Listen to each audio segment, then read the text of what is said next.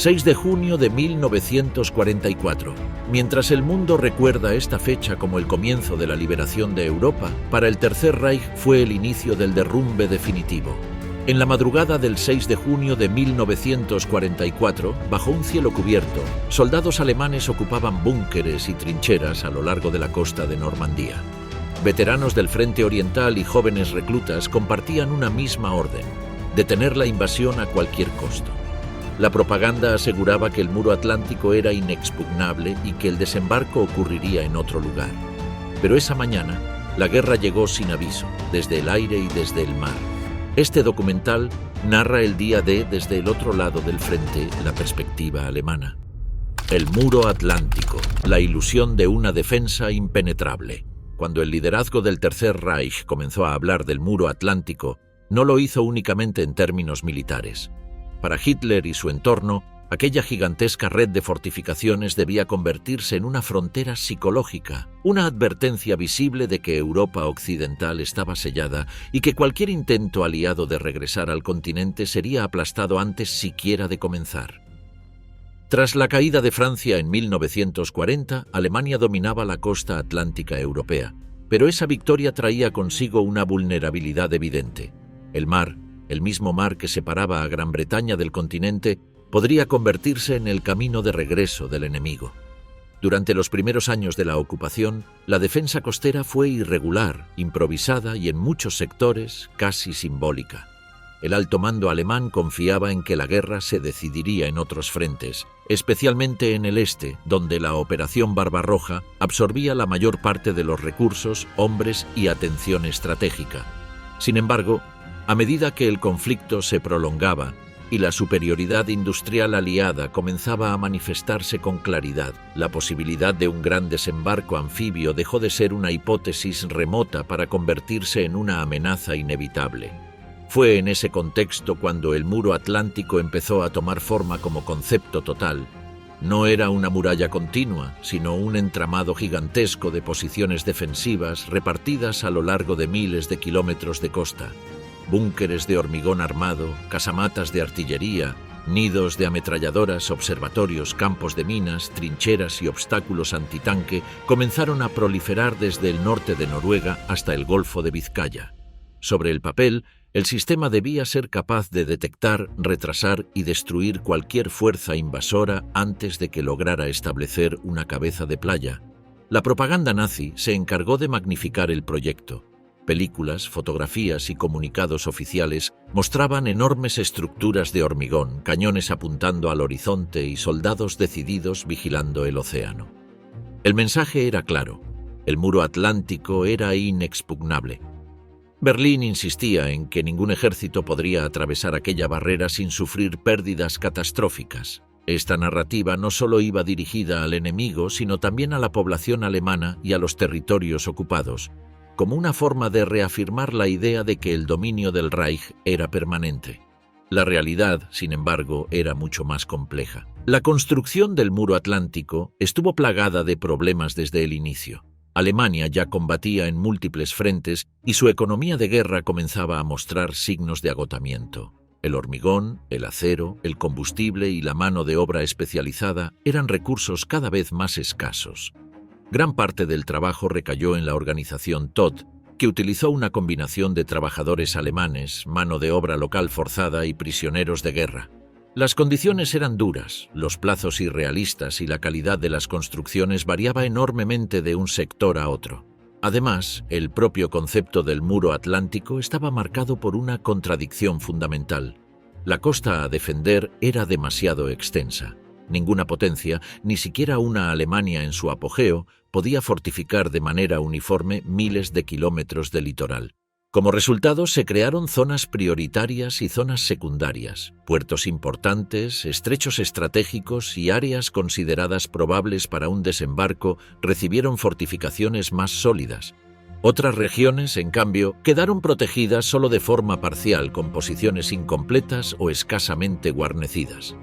Normandía es un ejemplo clave de esta debilidad estructural. Durante mucho tiempo, el alto mando alemán consideró que el principal desembarco aliado tendría lugar en el paso de Calais, el punto más cercano entre Inglaterra y Francia.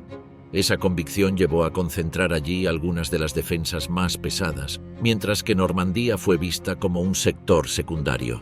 Aunque existían fortificaciones, estas eran menos densas, menos profundas y, en muchos casos, todavía en construcción en la primavera de 1944. La llegada del mariscal de campo Erwin Rommel al frente occidental marcó un punto de inflexión. Designado para inspeccionar y reforzar el muro atlántico, Rommel comprendió rápidamente que, si los aliados lograban establecerse en tierra firme, la superioridad aérea y material de estos haría casi imposible expulsarlos. Para él, la invasión debía ser detenida en la misma playa, en las primeras horas antes de que el enemigo pudiera desplegar sus fuerzas. Esta visión chocaba con la de otros mandos, que preferían una defensa más móvil y en profundidad, basada en grandes contraataques de blindados. Rommel impulsó una carrera contrarreloj, ordenó la instalación masiva de obstáculos en las playas, diseñados para destrozar las lanchas de desembarco y canalizar a la infantería hacia zonas batidas por el fuego alemán. Estacas, erizos metálicos, minas y trampas explosivas transformaron la franja costera en un campo mortal. También se reforzaron posiciones interiores, se inundaron zonas bajas y se intentó mejorar la coordinación entre unidades costeras y reservas móviles. Pero incluso estos esfuerzos no pudieron compensar las limitaciones estructurales del muro atlántico. Muchas unidades destinadas a defender la costa estaban formadas por soldados de edad avanzada, jóvenes reclutas o tropas consideradas de segunda línea. Algunas divisiones eran estáticas, con poca capacidad de maniobra y escaso transporte motorizado. La falta de entrenamiento específico para repeler un desembarco anfibio y la escasez de munición y apoyo aéreo redujeron aún más la eficacia real de las defensas. A todo esto se sumaba un problema crítico: la toma de decisiones. El sistema de mando alemán estaba profundamente centralizado y cualquier movimiento significativo de reservas acorazadas requería la autorización directa de Hitler. En una guerra moderna, donde las horas e incluso los minutos podían ser decisivos, esta rigidez se convirtió en una desventaja fatal. El muro atlántico podía resistir durante un tiempo, pero no estaba diseñado para adaptarse con rapidez a un ataque masivo y coordinado como el que los aliados estaban preparando. Así, en vísperas del 6 de junio de 1944, el muro atlántico existía más como una idea que como una realidad coherente. Era una combinación de fortificaciones impresionantes y tramos débiles, de posiciones sólidas y sectores abandonados, de confianza propagandística y dudas silenciosas entre muchos oficiales y soldados. El hormigón era real, las armas estaban allí, pero la ilusión de invulnerabilidad ocultaba fallos profundos que solo necesitaban un golpe decisivo para quedar al descubierto. Cuando ese golpe llegó, desde el cielo y desde el mar, el muro atlántico demostró que no era la barrera definitiva que Berlín había prometido. Fue, en muchos sentidos, el símbolo de una Alemania que todavía confiaba en la fuerza del pasado, mientras la guerra moderna avanzaba en una dirección que ya no podía controlar. Normandía, un sector secundario. Durante gran parte de la guerra, Normandía fue para el alto mando alemán un escenario marginal, un tramo más del extenso litoral atlántico que debía ser vigilado, pero no necesariamente defendido como punto decisivo. Desde Berlín y desde los cuarteles generales del frente occidental, la atención se concentraba en otros lugares considerados mucho más probables para una invasión aliada. Esta percepción no surgió de la nada, sino que se apoyaba en una lógica geográfica y estratégica que, sobre el papel, parecía sólida. El paso de Calais representaba el punto más estrecho entre Gran Bretaña y el continente europeo. Su proximidad hacía pensar que los aliados buscarían el cruce más corto posible para reducir riesgos, tiempos y consumo de recursos. Además, la región ofrecía puertos importantes y una red de comunicaciones relativamente desarrollada que facilitaba la expansión rápida hacia el interior de Francia y eventualmente hacia Alemania. Para muchos oficiales alemanes, Calais no solo era el objetivo más lógico, sino casi el único viable para una invasión a gran escala. Esta convicción se convirtió en uno de los pilares de la planificación defensiva alemana. Como resultado, el sector del paso de Calais recibió una atención prioritaria dentro del muro atlántico. Allí se concentraron algunas de las baterías costeras más potentes, fortificaciones más densas y unidades consideradas de mayor calidad. Normandía, en contraste, fue vista como un sector complicado, con mareas extremas, playas largas pero aparentemente poco adecuadas para un desembarco masivo y una red de caminos interiores estrechos, flanqueados por setos que, según se creía, dificultarían el movimiento de grandes fuerzas. A esta percepción se sumaba un factor psicológico. Normandía no contaba con grandes puertos naturales capaces de recibir, en apariencia, el volumen de suministros que una fuerza invasora necesitaría. Para el pensamiento militar tradicional alemán, sin un puerto capturado rápidamente, cualquier desembarco estaría condenado al fracaso. Esta suposición llevó a subestimar la capacidad aliada para improvisar soluciones logísticas, una subestimación que tendría consecuencias decisivas.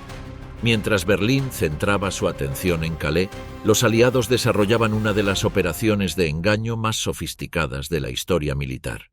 A través de transmisiones falsas, movimientos simulados de tropas y la creación de ejércitos ficticios, reforzaron deliberadamente la idea de que el desembarco principal tendría lugar en el paso de Calais. Para el mando alemán, esta información parecía confirmar sus propias expectativas, reforzando una creencia que ya estaba profundamente arraigada. Normandía, por tanto, quedó atrapada en una peligrosa paradoja. No estaba desprotegida, pero tampoco era considerada decisiva. Las defensas existían, pero no con la profundidad ni la densidad que Rommel hubiera deseado desde el principio.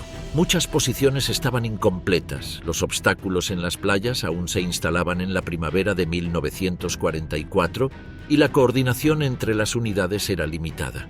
En algunos sectores, las fortificaciones eran poco más que puntos de observación reforzados, incapaces de resistir un ataque prolongado. Las tropas destinadas a la región reflejaban esta percepción secundaria. Normandía estaba defendida en gran parte por divisiones estáticas, formadas por soldados de mayor edad, reclutas jóvenes o efectivos con experiencia limitada. Aunque existían unidades competentes y oficiales profesionales, la calidad general era desigual. La falta de movilidad era un problema crítico. Muchas de estas divisiones carecían de transporte motorizado suficiente, lo que las hacía dependientes de órdenes claras y tiempos de reacción adecuados. Dos elementos que faltarían en el momento decisivo. La propia estructura del mando alemán contribuyó a esta subestimación. Las decisiones clave se tomaban lejos del frente y la información que llegaba a Berlín pasaba por múltiples filtros. Los informes que advertían sobre la vulnerabilidad de Normandía competían con una avalancha de datos, muchos de ellos contradictorios, que reforzaban la idea de que cualquier actividad aliada en esa zona era solo una distracción previa al verdadero ataque en Calais. Incluso después del inicio del desembarco, esta confusión persistiría durante horas cruciales. Rommel, consciente de estas debilidades, intentó cambiar la mentalidad dominante.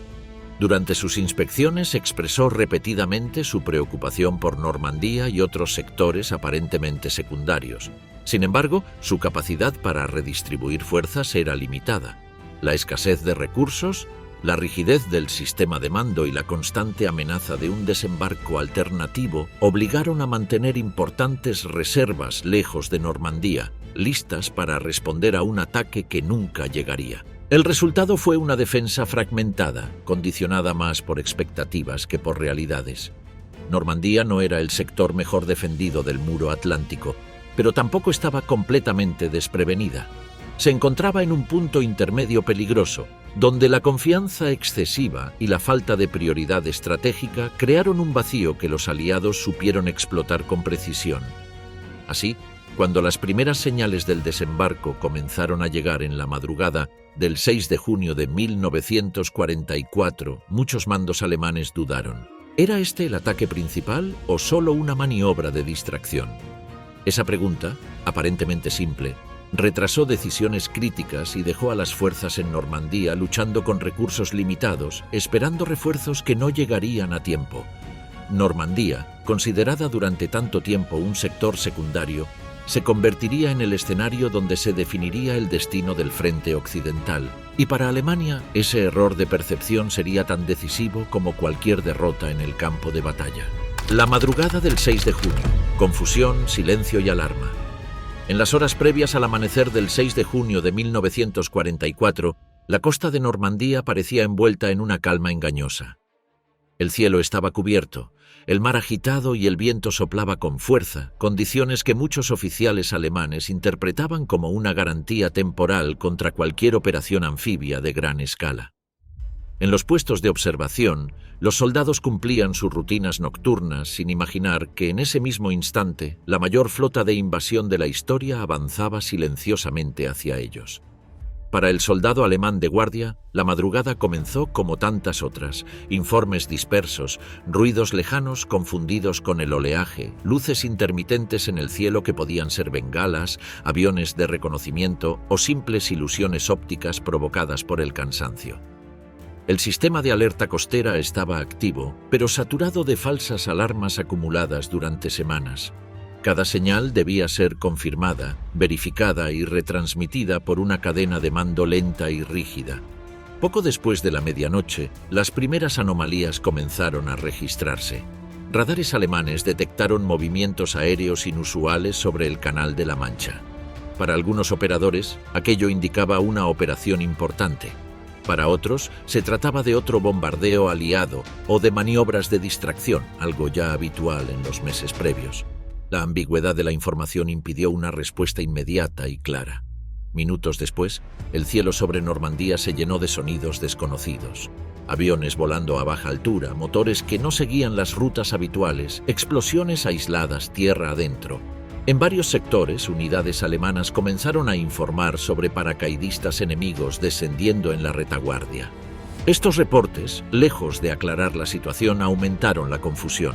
¿Se trataba de un ataque principal o de una operación de sabotaje destinada a desorganizar las defensas antes del verdadero desembarco en otro punto? La respuesta del mando alemán fue vacilante.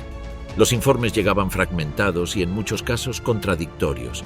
Algunos hablaban de cientos de paracaidistas, otros de pequeños grupos dispersos. La falta de una imagen clara del conjunto llevó a subestimar inicialmente la magnitud de la operación. Para muchos oficiales, aquello parecía encajar con la idea de una distracción previa a un ataque mayor en el paso de Calais. Mientras tanto, en los búnkeres y posiciones costeras, los soldados permanecían en estado de alerta creciente. Las órdenes eran claras pero limitadas: observar, informar y no actuar sin confirmación. El recuerdo de falsas alarmas anteriores pesaba en cada decisión. Abrir fuego sin una amenaza claramente identificada podía significar desperdiciar munición valiosa o revelar posiciones defensivas antes de tiempo. Hacia las primeras horas del amanecer, la situación comenzó a cambiar de forma irreversible. El ruido en el horizonte dejó de ser confuso y se transformó en un murmullo continuo, profundo, imposible de ignorar. Algunos observadores comenzaron a distinguir sombras oscuras sobre el mar. No eran barcos aislados, sino formaciones enteras avanzando hacia la costa. Aún así, el cerebro humano se resistía a aceptar lo evidente. Aquello no era un ejercicio ni una maniobra limitada, era una invasión. La alarma comenzó a propagarse a lo largo de la costa, pero lo hizo de manera desigual. En algunos sectores, los oficiales actuaron con rapidez y ordenaron preparar las defensas. En otros, la incertidumbre persistió. Las líneas telefónicas se saturaron, los enlaces por radio eran intermitentes y muchas comunicaciones dependían todavía de mensajeros. Cada minuto perdido reducía la capacidad de respuesta. En los niveles más altos del mando, la confusión alcanzó su punto crítico. Las decisiones clave requerían autorización desde Berlín y en ese momento Hitler dormía. La cultura de mando del Tercer Reich, profundamente centralizada, paralizó a muchos oficiales que temían actuar sin órdenes explícitas. Mientras el enemigo se acercaba, las reservas acorazadas permanecían inmóviles a la espera de una confirmación que tardaría demasiado en llegar. En tierra, la llegada de los paracaidistas aliados tuvo un efecto devastador en la percepción alemana. Unidades aisladas combatían en la oscuridad contra un enemigo invisible, sin saber cuántos eran ni cuál era su objetivo real. Los combates se producían en pueblos, campos y caminos secundarios, lejos de las playas. Esta dispersión alimentó la idea de que el ataque principal aún estaba por llegar, en otro lugar. Cuando las primeras lanchas comenzaron a aproximarse a las playas, la madrugada ya había dado paso a un amanecer gris y tenso. Para muchos defensores, el momento de la verdad llegó de forma abrupta. Las dudas se disiparon, reemplazadas por una certeza brutal. El enemigo estaba allí, frente a ellos, y no había margen para el error. Sin embargo, el daño ya estaba hecho. La confusión inicial, el silencio forzado por la espera y la alarma tardía habían concedido a los aliados un recurso invaluable: tiempo. Tiempo para desembarcar, para organizarse y para comenzar a abrir brechas en una defensa que, aunque sólida en apariencia, había sido sorprendida en su momento más vulnerable. Así, la madrugada del 6 de junio de 1944 quedó marcada, desde la perspectiva alemana, como una secuencia de incertidumbre y decisiones postergadas. No fue la falta de valentía ni de preparación individual lo que falló primero, sino la incapacidad de un sistema para reaccionar con rapidez ante lo inesperado. En esas horas oscuras, antes de que el sol se elevara sobre Normandía, el destino del frente occidental comenzó a inclinarse de manera irreversible. El soldado alemán en Normandía, entre el deber y la supervivencia. Para el soldado alemán destinado en Normandía, el 6 de junio de 1944 no comenzó como una página gloriosa de la historia militar, sino como una prueba extrema de resistencia física y mental. Lejos de las salas de mapas y de las decisiones estratégicas tomadas en Berlín, la guerra se vivía a ras de suelo, entre búnkeres húmedos, trincheras mal drenadas y noches interminables de guardia frente a un mar que, hasta ese momento, parecía silencioso. La composición de las tropas alemanas en Normandía reflejaba el desgaste acumulado de años de guerra. Allí convivían veteranos endurecidos por el frente oriental con jóvenes reclutas apenas entrenados, soldados de reemplazo, unidades estáticas y contingentes formados por hombres de edades avanzadas o con limitaciones físicas. Para muchos, Normandía no era un destino de prestigio, sino una asignación secundaria, lejos de los frentes considerados decisivos. Sin embargo, cuando llegó el momento, esa distinción dejó de importar. La rutina diaria estaba marcada por la espera. Espera de órdenes, espera de suministros, espera de un enemigo que no se mostraba. Las condiciones de vida eran duras. Los búnkeres ofrecían protección, pero también aislamiento, frío y una sensación constante de encierro. El ruido del mar se mezclaba con el del viento y a menudo con el zumbido lejano de aviones aliados que recordaban al soldado que la superioridad aérea ya no pertenecía a Alemania. El adoctrinamiento jugaba un papel importante, pero no absoluto. Muchos soldados habían sido formados bajo la idea del deber, de la obediencia incondicional y del sacrificio por la patria. Sin embargo, en Normandía, esas nociones abstractas chocaban con una realidad inmediata. Sobrevivir al siguiente bombardeo, al siguiente ataque, al siguiente día. El heroísmo propagandístico tenía poco espacio en un entorno donde la muerte podía llegar de forma repentina e impersonal. Cuando la invasión comenzó, el impacto psicológico fue inmediato. El ruido ensordecedor de la artillería naval aliada sacudió las posiciones alemanas con una violencia desconocida. Para muchos soldados, era la primera vez que enfrentaban un bombardeo de tal magnitud. El hormigón vibraba, la tierra temblaba y el aire se llenaba de polvo, fragmentos y humo. En esos momentos la noción de control desaparecía por completo. A pesar de ello, numerosas posiciones resistieron. En los búnkeres, los soldados cumplían sus órdenes con una mezcla de disciplina y miedo. Algunos disparaban casi de forma automática, otros esperaban el momento adecuado para abrir fuego, conscientes de que cada bala contaba. No todos eran fanáticos ni combatían por convicción ideológica. Muchos lo hacían porque esa era la única opción disponible, porque retirarse sin órdenes significaba el castigo, o simplemente porque el enemigo estaba frente a ellos y no había otro camino. La fragmentación del combate intensificó el aislamiento. Unidades enteras quedaron incomunicadas, sin saber qué ocurría a pocos cientos de metros. En ese contexto, el soldado alemán luchaba más por su grupo inmediato que por una estrategia global. El vínculo con sus compañeros se convertía en el principal motor de resistencia. Compartían miedo, agotamiento y una sensación creciente de abandono. El contacto con los paracaidistas aliados en la retaguardia añadió otra capa de tensión. Combates nocturnos, confusos y brutales se desarrollaron en pueblos y campos, muchas veces sin una línea clara entre frente y retaguardia. El soldado alemán podía encontrarse de repente rodeado, sin información fiable y con órdenes contradictorias. En esas circunstancias, la frontera entre el deber y la supervivencia se volvía difusa. La superioridad material aliada era evidente. El apoyo constante de la aviación y la artillería naval minaba la moral alemana. Cada movimiento durante el día implicaba un riesgo enorme. Camiones destruidos, columnas dispersadas y posiciones detectadas desde el aire reforzaban la sensación de vulnerabilidad. Para muchos soldados, el miedo ya no era solo al enemigo visible, sino a una amenaza omnipresente que podía llegar desde el cielo en cualquier momento. A medida que avanzaban las horas y los días, el desgaste psicológico se acumulaba. El cansancio extremo, la falta de sueño y la presión constante erosionaban la capacidad de resistencia. Algunos soldados continuaron luchando con determinación. Otros comenzaron a pensar en la retirada, la rendición o simplemente en sobrevivir hasta que la guerra terminara. Estas reacciones no eran señal de cobardía, sino el reflejo de una situación límite. En Normandía, el soldado alemán no fue una figura homogénea ni un simple engranaje de una máquina militar.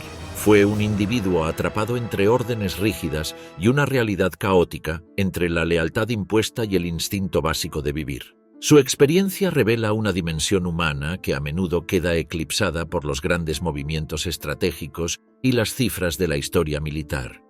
Así, más allá de las fortificaciones y los planes fallidos, la batalla de Normandía también fue una lucha interna para miles de soldados alemanes. Una lucha silenciosa, marcada por decisiones tomadas en segundos, por miedos no expresados y por la constante pregunta de si el deber exigía resistir hasta el final o si la supervivencia era, en sí misma, la única victoria posible.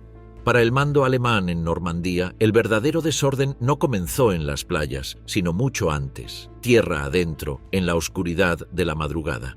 Mientras las defensas costeras aguardaban una invasión desde el mar, el frente alemán empezó a desintegrarse desde su retaguardia. La aparición repentina de paracaidistas aliados detrás de las líneas no solo sorprendió a las tropas, sino que alteró por completo la percepción de la batalla desde sus primeras horas. En plena noche, bajo un cielo cubierto y con una meteorología adversa, miles de paracaidistas comenzaron a descender sobre el interior de Normandía. Para los soldados alemanes desplegados en pueblos, cruces de caminos y puestos de vigilancia, el ataque fue tan inesperado como confuso. Aviones volando a baja altura, motores desconocidos, disparos aislados y siluetas cayendo del cielo rompieron la rutina nocturna y sembraron una sensación inmediata de caos. La dispersión de los paracaidistas, causada por el fuego antiaéreo, el mal tiempo y errores de navegación, tuvo un efecto paradójico desde la perspectiva alemana. En lugar de enfrentar a unidades compactas y fácilmente identificables, las tropas alemanas se encontraron con pequeños grupos enemigos apareciendo en lugares imprevisibles. Esto multiplicó la sensación de amenaza. Informes fragmentados hablaban de enemigos en todas direcciones, sin que nadie pudiera determinar cuántos eran realmente ni cuál era su objetivo principal. Para los mandos locales la situación era desesperante. Las líneas de comunicación se volvieron caóticas, teléfonos cortados, radios inutilizadas o saturadas, mensajeros que no regresaban. Cada unidad combatía con información incompleta y, muchas veces, errónea. Algunos oficiales creyeron que se trataba de comandos aislados, otros que era el inicio de una ofensiva terrestre a gran escala desde el interior.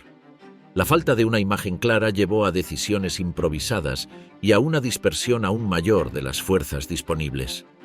En los pueblos normandos el combate adquirió un carácter brutal y cercano. En la oscuridad, alemanes y paracaidistas se enfrentaban a corta distancia, sin líneas definidas ni frentes claros. El enemigo podía surgir de un seto, de una granja o de un campanario. Para el soldado alemán, la retaguardia dejó de ser un espacio relativamente seguro y se convirtió en un terreno hostil donde cualquier movimiento podía ser fatal. Este caos tuvo consecuencias estratégicas inmediatas. Las unidades que debían desplazarse hacia la costa para reforzar las playas quedaron retrasadas, desviadas o directamente bloqueadas. Puentes volados, cruces controlados por paracaidistas y emboscadas improvisadas ralentizaron el movimiento alemán en las horas más críticas. Cada minuto ganado por los aliados en la retaguardia era un minuto perdido para la defensa costera. La confusión también se reflejó en los informes que llegaban a los niveles superiores del mando. Los mensajes describían una situación alarmante pero inconexa. Algunos hablaban de miles de enemigos, otros de simples escaramuzas. Esta contradicción reforzó la idea de que el ataque en Normandía podía ser una distracción, una maniobra destinada a fijar fuerzas mientras el verdadero golpe se preparaba en otro lugar. Así, el caos en la retaguardia no solo desorganizó tácticamente a las tropas alemanas, sino que alimentó la indecisión estratégica. Para el soldado alemán común, la experiencia fue profundamente desmoralizadora. Luchar en la retaguardia significaba combatir sin saber dónde estaba el frente, quién mandaba o qué estaba ocurriendo en la costa. La sensación de estar rodeado, incluso cuando no lo estaba, se extendió rápidamente. Muchos soldados pasaron horas enteras en estado de alerta extrema, disparando contra sombras, avanzando con cautela por caminos que conocían bien, pero que ahora parecían irreconocibles. La noche y las primeras horas del amanecer se convirtieron en un escenario de combates fragmentados, decisiones individuales y supervivencia pura. Oficiales y suboficiales tuvieron que asumir responsabilidades para las que no estaban preparados, improvisando defensas, organizando patrullas y tratando de restablecer algún tipo de orden en medio del descontrol. En muchos casos, estas acciones locales evitaron un colapso inmediato, pero no pudieron revertir el impacto global del ataque. Desde la perspectiva alemana, el lanzamiento de paracaidistas fue una de las maniobras más desestabilizadoras del día D. No solo causó bajas y retrasos, sino que quebró la cohesión del sistema defensivo. El muro atlántico, ya vulnerable, quedó aún más expuesto cuando su retaguardia se transformó en un campo de batalla caótico y sin límites claros. Así, mientras la atención alemana seguía dividida entre la costa y la espera de un ataque mayor en otro sector, Normandía ardía desde dentro. El caos detrás del frente no fue un efecto secundario de la invasión, sino una pieza central de su éxito. Para Alemania, significó la pérdida del control en el momento exacto en que más lo necesitaba. Para los soldados en el terreno fue la confirmación de que la guerra ya no seguía ningún plan reconocible, y que la supervivencia dependía cada vez más del azar y de decisiones tomadas en segundos. Las primeras horas en las playas, resistencia y desorganización. Cuando los primeros barcos de desembarco aliados comenzaron a tocar la arena de Normandía, la realidad del 6 de junio se hizo inmediatamente brutal y tangible para los defensores alemanes. Durante meses habían confiado en que sus fortificaciones y el muro atlántico serían suficientes para contener cualquier ataque. Sin embargo, en esas primeras horas quedó claro que la teoría y la práctica podían ser completamente diferentes. Las playas, que para los ingenieros alemanes eran tramos preparados para frenar invasiones, se convirtieron en campos de fuego caóticos. Los búnkeres de hormigón ofrecían cierta protección, pero la coordinación entre ellos era mínima. Muchos soldados desconocían la ubicación exacta de sus compañeros y la comunicación con unidades adyacentes era irregular o directamente inexistente. Los teléfonos estaban cortados, las radios fallaban y los mensajeros corrían el riesgo de ser alcanzados por el fuego enemigo antes de entregar órdenes. En este contexto, la resistencia alemana se convirtió en una mezcla de disciplina individual, improvisación táctica y a veces desesperación pura. Algunos soldados operaban ametralladoras y cañones de artillería con precisión mortal, infligiendo bajas a las olas iniciales de tropas aliadas. Otros permanecían inmóviles, confundidos por la magnitud de la operación y por la velocidad con la que los enemigos avanzaban sobre sus posiciones. Cada minuto que pasaba exponía más la fragilidad de un sistema defensivo que, en muchos tramos, había sido diseñado para un ataque más limitado o predecible. El terreno mismo complicaba la defensa. Las playas de Normandía eran largas y abiertas, flanqueadas por dunas y campos con setos y caminos estrechos. Para los alemanes, la idea de frenar un desembarco masivo en un espacio tan extenso requería coordinación, tiempo y reservas móviles, recursos de los que carecían. Los obstáculos instalados en la arena, erizos metálicos, estacas de Rommel, minas antitanques, eran efectivos hasta cierto punto, pero no podían detener por completo el empuje aliado cuando llegaban simultáneamente miles de hombres y vehículos apoyados por artillería naval y cobertura aérea. La organización alemana, ya rígida antes del desembarco, se desmoronó bajo la presión. La cadena de mando estaba saturada y las órdenes que llegaban eran parciales, ambiguas o tardías. Muchos oficiales locales tuvieron que tomar decisiones por su cuenta, improvisando posiciones defensivas, reorganizando soldados dispersos y tratando de maximizar el impacto de las armas disponibles. En algunos casos, esta improvisación permitió retrasar temporalmente el avance aliado. En otros condujo a enfrentamientos fragmentados que no lograron contener la marea enemiga. El fuego aliado fue implacable y constante. La artillería naval barría las playas, destruyendo obstáculos y posiciones, mientras la aviación mantenía un bombardeo sobre los accesos y puntos estratégicos. Para los defensores, cada movimiento era un riesgo y cada disparo exigía precisión. Los cañones de gran calibre podían destruir las lanchas de desembarco, pero la densidad y el volumen de tropas enemigas hicieron que muchas alcanzaran la arena, a menudo con bajas considerables para ambos lados. En paralelo, la moral de los soldados alemanes se convirtió en un factor crítico. Muchos eran conscientes de la importancia estratégica del desembarco, pero la sorpresa, la confusión y la magnitud del ataque minaron su confianza.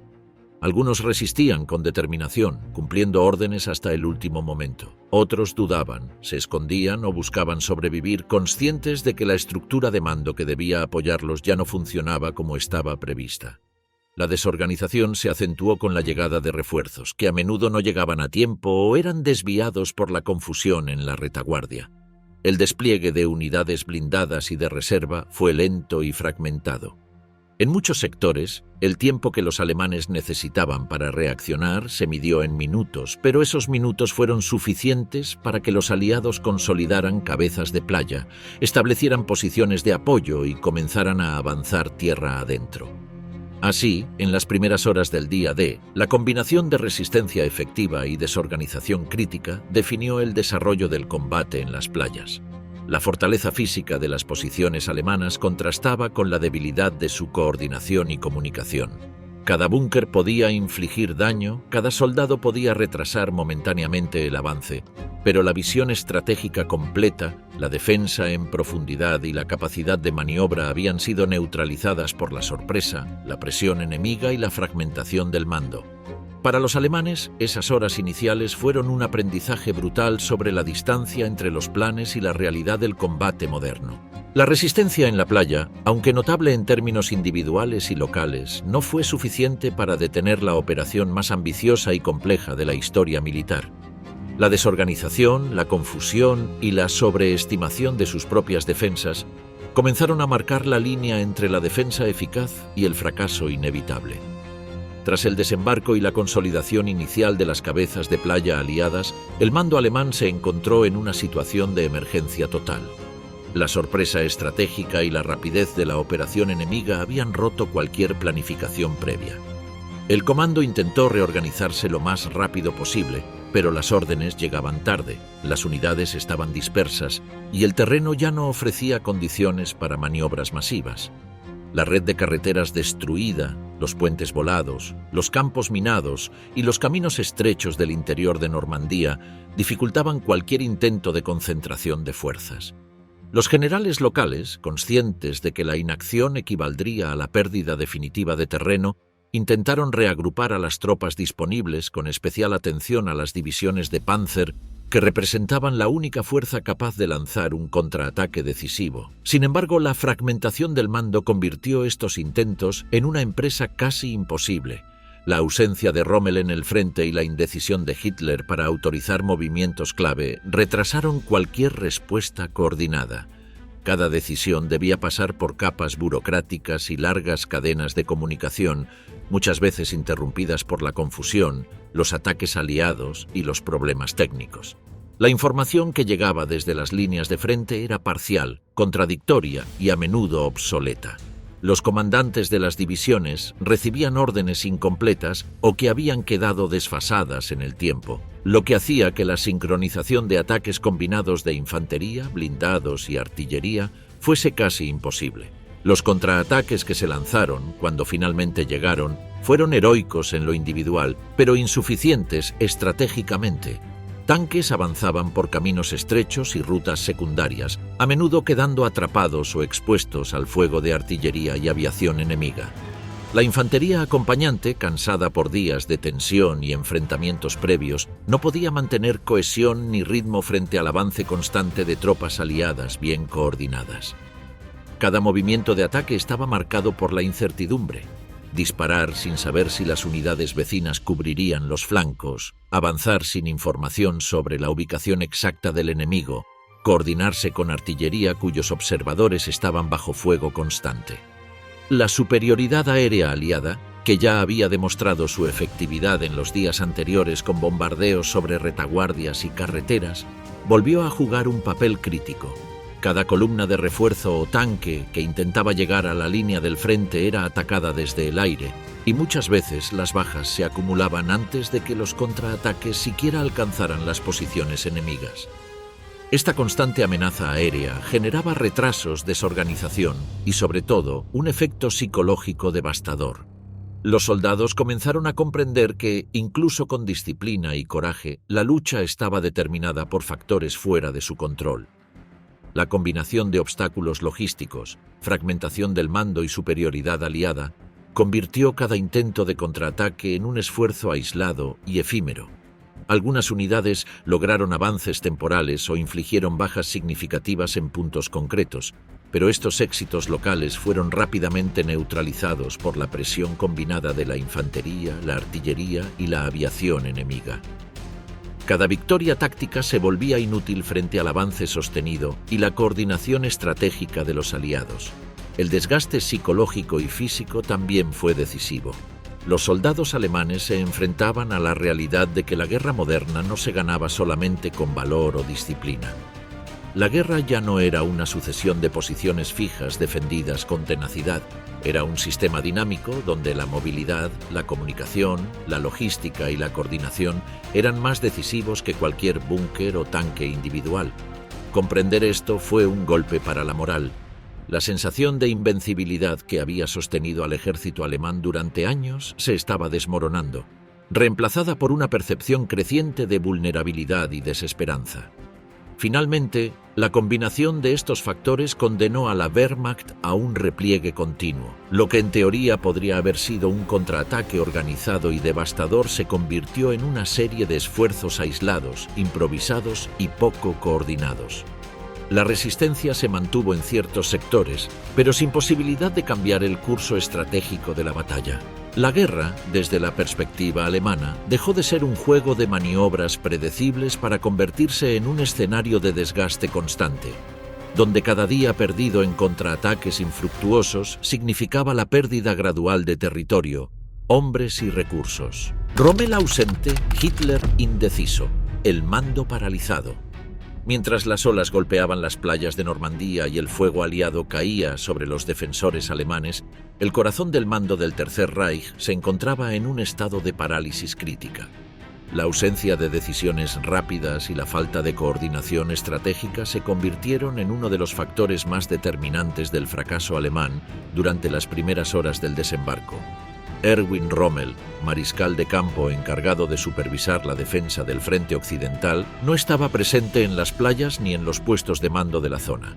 Su costumbre de pasar tiempo junto a las unidades en inspección y entrenamiento había quedado interrumpida por la planificación de su propio cumpleaños y otros asuntos personales, lo que dejó a muchas posiciones sin la guía directa de quien más confiaba en la capacidad de reacción rápida.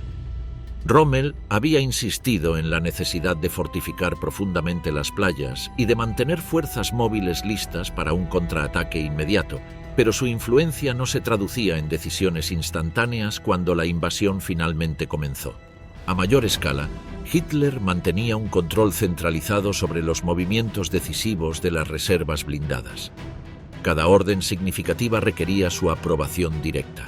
Esta estructura de mando, que había funcionado en contextos menos dinámicos, se volvió fatal ante un enemigo que había planificado la operación con precisión quirúrgica.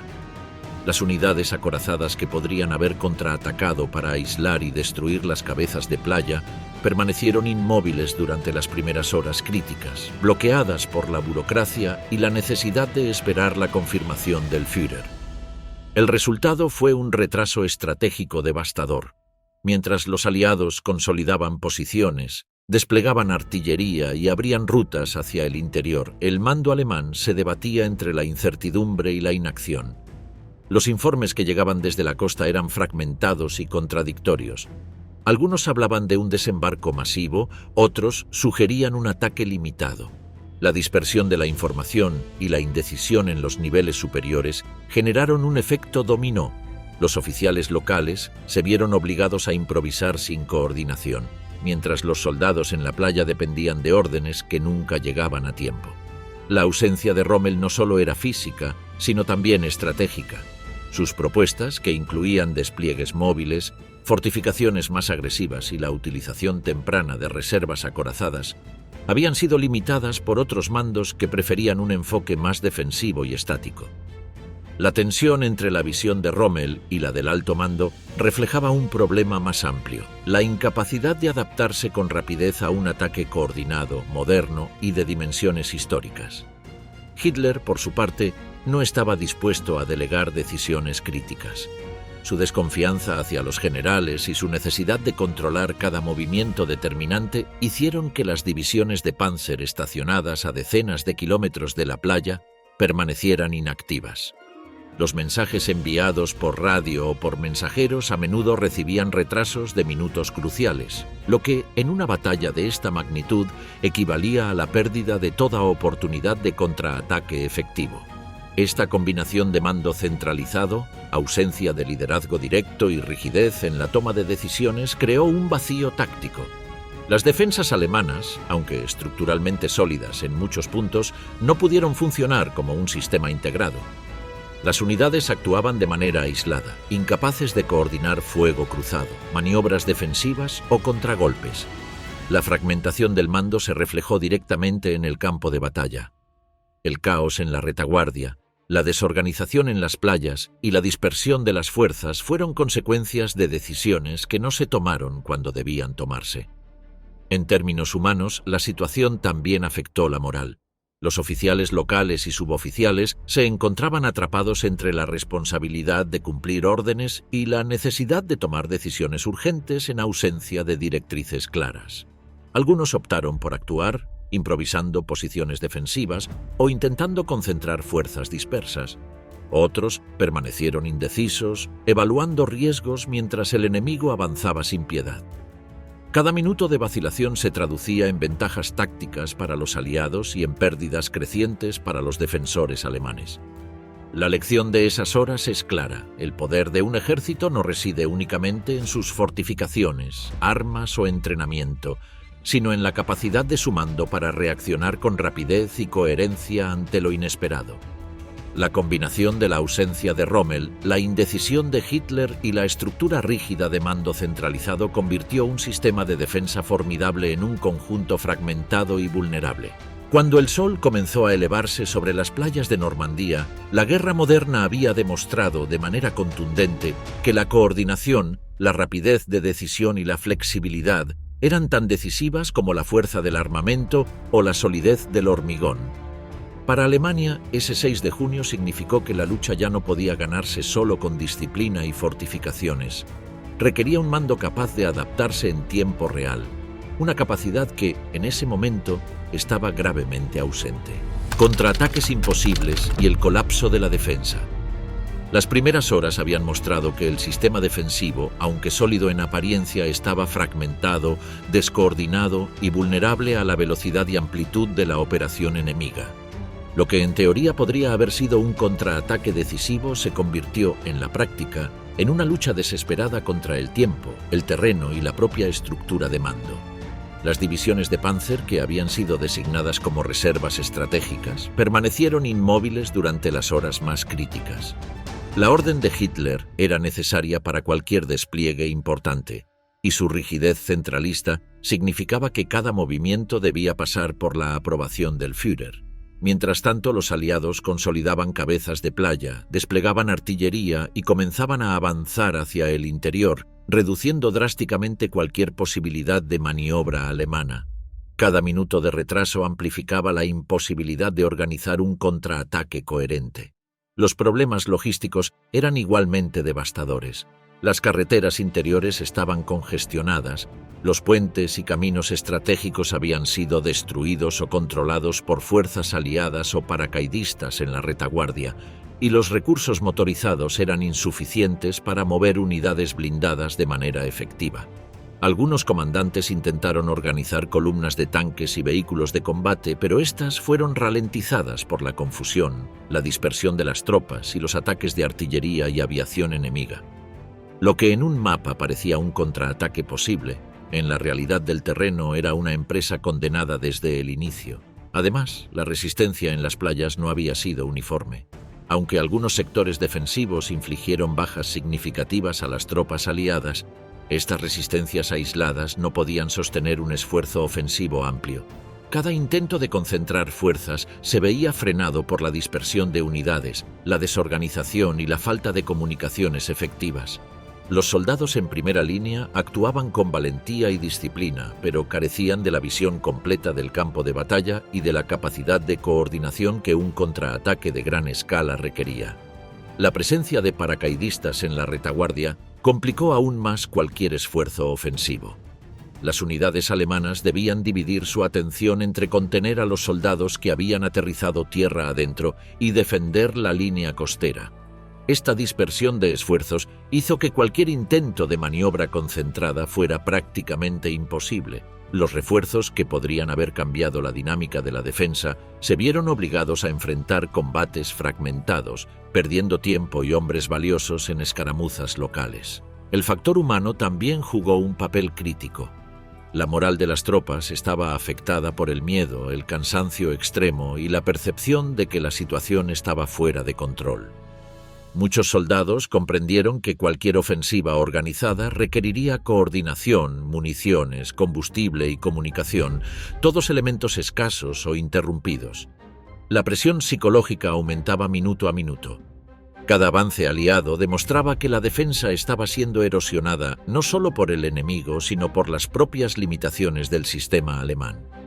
En el alto mando, la parálisis continuaba. La ausencia de decisiones rápidas y la dependencia de Hitler para autorizar movimientos clave significaban que los contraataques planificados tardaban demasiado en iniciarse. Algunas unidades fueron finalmente enviadas hacia la playa, pero llegaron fragmentadas, con escaso apoyo de artillería y bajo condiciones de combate extremadamente adversas. Cada esfuerzo individual era noble y valiente, pero insuficiente para cambiar el curso de la batalla. El terreno mismo jugaba en contra de los defensores. Las playas de Normandía, con sus dunas, caminos estrechos y obstáculos, limitaban la maniobrabilidad de las fuerzas alemanas. Los blindados avanzaban con dificultad, expuestos al fuego aliado desde posiciones elevadas y a los bombardeos de artillería naval y aérea. Las unidades de infantería que acompañaban a los tanques no podían mantenerse cohesionadas debido al terreno abierto y a los ataques constantes, lo que hacía que cada contraataque se fragmentara antes de alcanzar la línea enemiga. Conforme avanzaba el día, quedó evidente que el colapso de la defensa no se debía únicamente a la superioridad numérica y tecnológica aliada, sino también a la combinación de factores internos: descoordinación, indecisión del mando, dispersión de tropas y agotamiento psicológico. Lo que en mapas y planes parecía un contraataque posible se había convertido en una sucesión de esfuerzos aislados destinados a retrasar, no a detener, el avance enemigo. Para los soldados alemanes, el día D se transformó en un ejercicio constante de resistencia bajo presión extrema. Cada búnker defendido, cada ametralladora operada y cada tanque movilizado representaba un intento de mantener la cohesión frente a un enemigo que ya había logrado aprovechar la sorpresa, la coordinación y la planificación meticulosa. Sin embargo, el colapso era inevitable. La defensa no podía sostenerse cuando la estructura de mando estaba paralizada, las unidades fragmentadas y el terreno dominado por el adversario. Al final de las primeras horas, los intentos de contraataque se habían desintegrado. Lo que quedaba era un frente parcialmente defendido, con brechas abiertas, comunicaciones interrumpidas y unidades aisladas. La resistencia continuaría en diversos sectores durante días, pero la posibilidad de repeler la invasión como un todo coherente había desaparecido. La combinación de planificación aliada, sorpresa estratégica y errores internos alemanes había convertido el día D en un ejemplo absoluto de cómo incluso un sistema defensivo sólido puede colapsar cuando la coordinación, la rapidez de decisión y la flexibilidad faltan en el momento más crítico. El colapso de la defensa en Normandía no fue instantáneo ni uniforme. Fue un proceso que se desarrolló a medida que las fuerzas alemanas intentaban reaccionar a un ataque sin precedentes, con recursos insuficientes, mando fragmentado y el enemigo aprovechando cada debilidad. Desde la perspectiva alemana, aquel día mostró la fragilidad de un sistema que parecía invencible en papel, pero que en la práctica era vulnerable a la combinación de innovación táctica, coordinación y presión constante del enemigo. Después del día D, retirada, desgaste y el principio del fin en el oeste, cuando la marea de hombres y material aliado comenzó a consolidarse en Normandía, quedó claro para el alto mando alemán que la defensa inicial había fallado en su propósito: detener el desembarco en las playas. Lo que comenzó como un esfuerzo para contener la invasión rápidamente se convirtió en un proceso prolongado de desgaste, repliegue y reorganización forzada. Desde la perspectiva alemana, el día D no fue solo un fracaso táctico inmediato, sino el inicio de un principio de fin que se extendería durante meses por todo el frente occidental. Las primeras horas críticas ya habían dejado cicatrices visibles: búnkeres destruidos, posiciones defensivas perforadas, soldados aislados y un mando paralizado que todavía intentaba reagruparse. Sin embargo, la magnitud del impacto se hizo evidente a medida que los aliados avanzaban tierra adentro, consolidando cabezas de playa y asegurando rutas de comunicación y abastecimiento. Para los alemanes, cada kilómetro de territorio perdido significaba no solo una ventaja táctica para el enemigo, sino también un golpe psicológico a tropas que habían confiado en que el muro atlántico podía resistir cualquier embestida. La retirada comenzó a ser inevitable en ciertos sectores. No era un retroceso desorganizado, pero tampoco podía considerarse una maniobra planificada en su totalidad.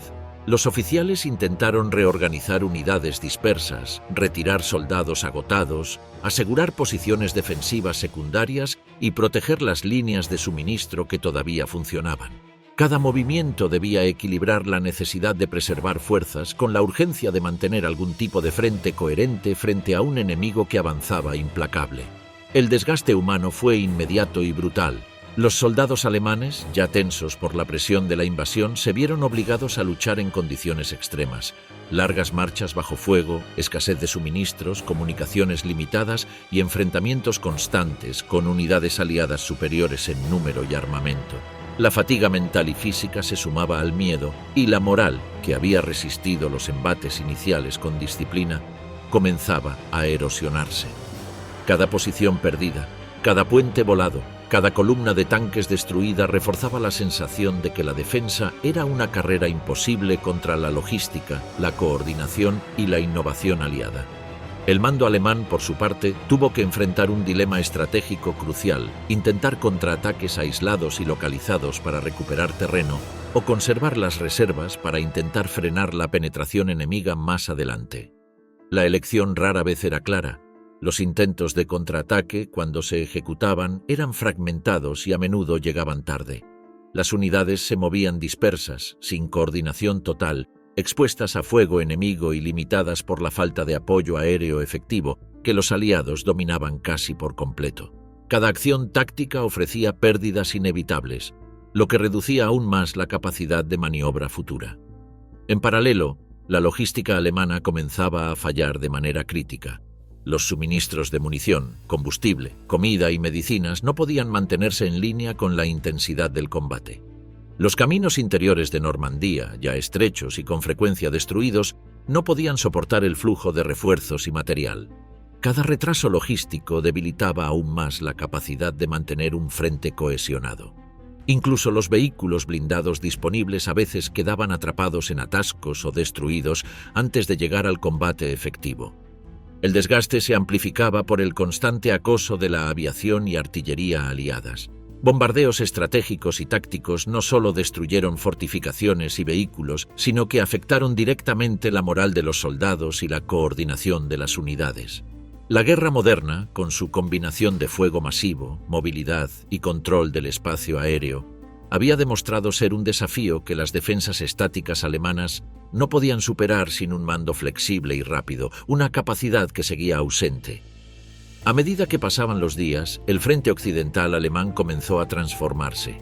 Lo que había sido una defensa planificada se convirtió en una serie de líneas improvisadas, donde las unidades intentaban retrasar al enemigo mientras se reorganizaban o retiraban hacia posiciones más defensibles.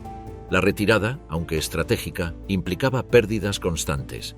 Soldados, armas, vehículos y municiones desaparecían ante los avances aliados. El muro atlántico, que debía ser un obstáculo infranqueable, había perdido gran parte de su efecto disuasorio. Las brechas abiertas y la desorganización demostraban que incluso las fortificaciones más sólidas eran vulnerables a una invasión moderna, bien coordinada y ejecutada con sorpresa.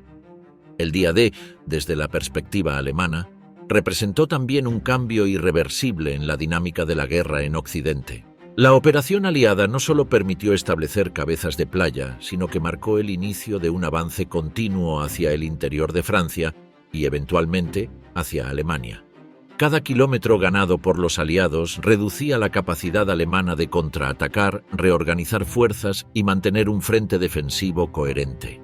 La guerra, que hasta entonces se había librado con éxito relativo en otras áreas del continente, comenzó a mostrar la vulnerabilidad del Reich frente a la coordinación, la innovación táctica y la superioridad logística aliada. Finalmente, el impacto psicológico y estratégico del día D fue profundo. Para los soldados, significó enfrentarse a un enemigo más organizado, motivado y técnicamente superior. Para los oficiales y el alto mando, evidenció la incapacidad de un sistema rígido y centralizado para reaccionar ante un ataque rápido y multifacético. La retirada, el desgaste y la pérdida de control marcaron el principio del fin en el frente occidental. La invasión no solo había comprometido las defensas inmediatas, sino que había alterado de manera irreversible el equilibrio estratégico en Europa occidental. En ese sentido, el 6 de junio de 1944 no fue simplemente un día de combate. Fue el inicio de un proceso que transformó el frente occidental y sentó las bases para la derrota de Alemania en Europa. La combinación de planificación aliada meticulosa, ejecución coordinada y aprovechamiento de las debilidades alemanas convirtió un sistema defensivo que parecía sólido en papel en un conjunto de posiciones fragmentadas y vulnerables. La retirada, el desgaste y el colapso gradual de la defensa marcaron desde el primer día un camino que Alemania no podría revertir. El día que Alemania perdió Francia, consecuencias del desembarco. El 6 de junio de 1944 marcó un antes y un después en la historia militar europea, y para Alemania significó el inicio de una pérdida que ya no podría detenerse, el control sobre Francia y con él la integridad del frente occidental. El día D no fue solo un desembarco en las playas. Fue un golpe estratégico que expuso las fragilidades de un sistema militar que hasta entonces había logrado imponer su voluntad sobre gran parte de Europa. Las consecuencias fueron inmediatas y múltiples. En lo militar, la invasión obligó a Alemania a redistribuir fuerzas desde otros sectores, debilitando la defensa en el este y comprometiendo la capacidad de responder de manera coherente a otras amenazas. Las divisiones que podrían haber reforzado el frente oriental fueron desviadas o inmovilizadas, y las reservas estratégicas que debían contener movimientos de vanguardia aliada fueron desgastadas rápidamente. La necesidad de reaccionar de manera urgente ante el avance aliado rompió la planificación original, obligando a improvisar defensas y maniobras que muchas veces eran insuficientes o demasiado tardías. El colapso de las defensas en Normandía y la pérdida gradual de territorio francés también tuvieron un efecto psicológico devastador. La moral de los soldados y oficiales se resintió al comprender que la superioridad alemana, que había dominado los campos de batalla europeos durante años, ya no era suficiente para contener a un enemigo coordinado, bien abastecido y tecnológicamente avanzado. El prestigio del ejército alemán, que hasta entonces había proyectado una imagen de invencibilidad, sufrió un golpe irreparable. La sensación de inevitabilidad del triunfo aliado comenzó a permear entre las tropas y el alto mando. Políticamente, la pérdida de Francia significó un debilitamiento del control nazi sobre Europa occidental. La ocupación alemana, que había sido sólida y disciplinada, comenzó a enfrentarse a problemas logísticos y administrativos graves. Las rutas de suministro fueron interrumpidas por la resistencia local y por los bombardeos aliados. Los centros urbanos se convirtieron en focos de inseguridad y la coordinación entre Alemania y las autoridades colaboracionistas se volvió cada vez más complicada. Cada kilómetro de territorio perdido representaba un punto de presión adicional que complicaba la capacidad del Reich para sostener la guerra en múltiples frentes. En términos estratégicos, el desembarco permitió a los aliados establecer una cabeza de playa que rápidamente se expandió hacia el interior, asegurando puertos y vías de comunicación esenciales. Francia pasó de ser un territorio ocupado a un campo abierto de operaciones, desde donde los aliados podían proyectar fuerza directamente hacia Alemania. El avance aliado transformó la guerra de posiciones en una guerra móvil en el oeste, obligando a Alemania a combatir en un terreno en el que la rigidez de su mando y la dependencia de fortificaciones estáticas eran desventajas mortales. La logística alemana, que ya estaba tensionada por la guerra en el este y las limitaciones de producción, se vio desbordada. Transportar suministros, municiones y refuerzos a Normandía se convirtió en un desafío casi imposible. Los caminos dañados, los ataques aéreos constantes y la falta de transporte suficiente hicieron que incluso las unidades que podían actuar se movieran de manera lenta y fragmentada. Cada retraso incrementaba la eficacia del avance aliado y profundizaba la crisis alemana en el frente occidental. El impacto humano también fue significativo. Miles de soldados alemanes fueron muertos, heridos o capturados durante los días posteriores al desembarco. Las pérdidas no solo redujeron la capacidad combativa, sino que afectaron la cohesión de las unidades y la moral de los supervivientes. Para muchos, Normandía se convirtió en un escenario de desesperación, donde la supervivencia individual y de los pequeños grupos se volvió más importante que cualquier objetivo estratégico. La guerra, que hasta entonces se había librado de manera ordenada bajo estructuras rígidas de mando, se transformó en una lucha fragmentada y caótica. Más allá de lo inmediato, el día D marcó un punto de inflexión en la Segunda Guerra Mundial. La pérdida de Francia abrió un segundo frente que Alemania no podía ignorar, obligando al Reich a dividir recursos, hombres y estrategias en un momento crítico. La capacidad de maniobra, que había sido uno de los pilares del éxito alemán en campañas anteriores, se redujo drásticamente. Cada victoria parcial en el este o en otros frentes se veía ahora condicionada por la presión constante del avance aliado desde el oeste. Finalmente, el desembarco de Normandía mostró que incluso el ejército más disciplinado, con décadas de experiencia y fortificaciones cuidadosamente construidas, podía ser superado por una combinación de factores que redefinían el concepto de guerra moderna. La sorpresa absoluta, la coordinación meticulosa entre infantería, blindados, artillería y aviación, la innovación táctica en cada escala del combate y la logística eficiente que aseguraba municiones, alimentos, combustible y refuerzos en tiempo y lugar precisos.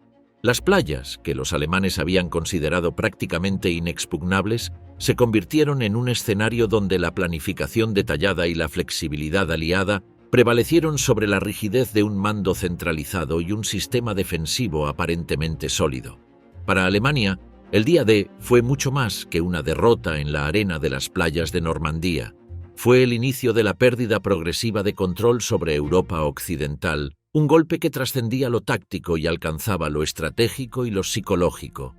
La operación aliada desmanteló la ilusión de invulnerabilidad que había acompañado al ejército alemán durante años y expuso de manera brutal la incapacidad del mando nazi para reaccionar con rapidez y coherencia frente a un enemigo innovador y coordinado. Lo que en los manuales de guerra y en los planes de fortificación parecía suficiente para resistir una invasión se mostró insuficiente frente a la realidad dinámica y compleja del combate moderno. El 6 de junio de 1944 no solo significó la pérdida de terreno, representó la primera fractura visible en el frente occidental, un punto de inflexión que debilitó la cohesión de las unidades alemanas, erosionó la moral de los soldados y subrayó las limitaciones estructurales del mando militar. Cada kilómetro de playa capturado, cada cabeza de playa consolidada, cada puente o carretera asegurada por los aliados, transformaba la defensa alemana en una sucesión de intentos aislados, improvisados y, a la larga, inútiles. La sensación de impotencia y la conciencia de la inevitabilidad del avance aliado comenzaron a permear entre oficiales y soldados, marcando un cambio profundo en la percepción de la guerra.